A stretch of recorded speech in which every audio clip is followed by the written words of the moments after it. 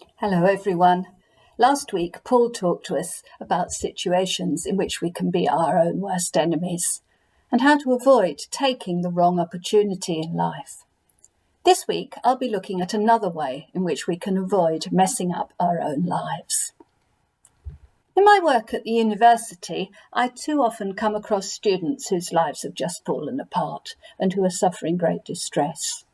Sometimes this could not have been avoided, but frequently the disaster has occurred because the student concerned had not got strong foundations in their life, and the structure that they had been building got more and more fragile until a problem came along and everything crashed, because they cared too much about the wrong things and not enough about the right ones. This is not a new problem. Jesus even talked about it at the end of his famous Sermon on the Mount. I'll just read the passage about this question from Matthew chapter 7, verses 24 to 29. Therefore, everyone who hears these words of mine and puts them into practice is like a wise man who built his house on the rock.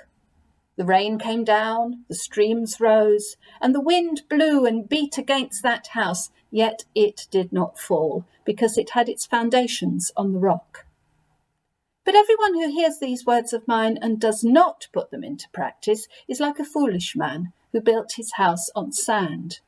The rain came down, the streams rose, and the winds blew and beat against that house, and it fell with a great crash. When Jesus had finished saying these things, the crowds were amazed at his teaching, because he taught like one who had authority and not as their teachers of the law. The first thing we can note here is that Jesus doesn't say that the rain and the floods and the storms might come. They're going to come. Jesus takes it for granted that every one of us, at some time or other, will have to face problems and unfavourable circumstances. It's not if we have trouble, it's when. Anyone who expects their life to be 100% happy and trouble-free and is astonished when problems turn up is not being realistic. We need to plan on the understanding that things will sometimes go wrong and that we will sometimes fail. The other thing we need to note is that this short section comes at the end of the Sermon on the Mount. When Jesus talks about hearing these words of mine, he's referring to the whole of the sermon. In fact, chapters 5, 6 and 7 of the Gospel of Matthew, and claiming that if we want our lives to have firm foundations, if we want to be strong enough to cope with the troubles that we will certainly encounter sooner or later, we need to base our lives on his words, which for us also means to know them, to think about them, to meditate on them. So what does it mean to base our lives on these words of Jesus's? First of all, although the Sermon on the Mount talks about prayer and assumes that we will pray regularly for ourselves, for the world, for God's work, and even for our enemies, this passage is really about trusting God and adopting his priorities. In this sermon, Jesus is principally concerned with our attitudes and our priorities, and with the behaviour that is a result of these, about what we invest our lives in. He talks about being people who care about justice, mercy, peace, truth, and righteousness, and who actively seek them.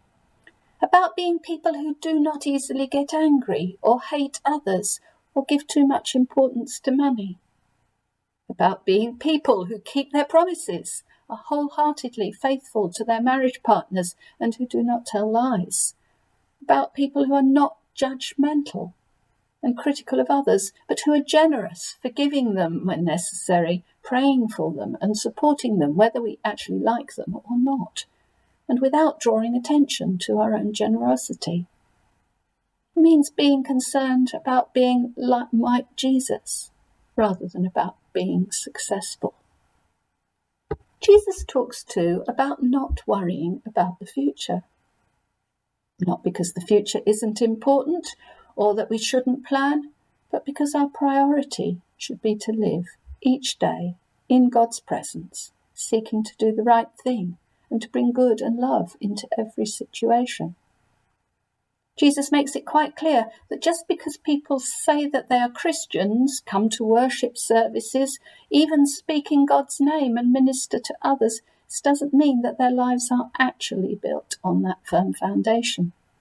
It is regrettably easy to say, Lord, Lord, and sing worship songs, but not actually in practice base our lives on Jesus' words and develop the thoughts and attitudes and priorities he recommends. So to summarise, building our lives on the rock means seeking first God's kingdom and what he wants us to do, and loving the world as he loves it, basing everything we do in prayer. And if we do that, he promises that everything else will fall into place. Which means that if we do fail our exams, don't get the job we were after, don't get into the graduate programme we really wanted, or fail to get into the first team, we will know that it is not the end of the world. God has something else for us. If we do something stupid or even harmful, we can confess it to God. We can apologise to those concerned and start again. Even if our boyfriend or girlfriend ditches us, or our parents treat us badly, someone we love dies, or we don't get on with our boss, it's sad. It may even sometimes be tragic, but it won't destroy us because the core of our existence is elsewhere. So what does it mean to build on the sand and to have no foundation?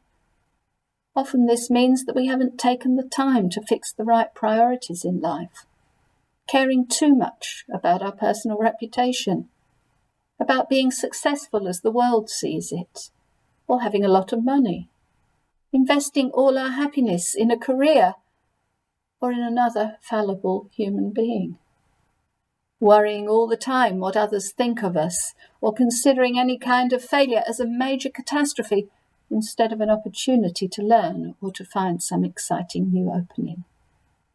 If we do these things, we may well end up as our own worst enemies, worrying ourselves into a breakdown or burnout, breaking our hearts over a failure which, in the context of eternity, isn't really important. But if our life is solidly built on Jesus' words and values, we can be flexible about all the rest. And our God, who loves us and wants the best for us, will lead us onwards to his next step in our lives as peacemakers, justice seekers, promise keepers, love spreaders, and lights shining in the darkness of the world. And that is worthwhile. Amen.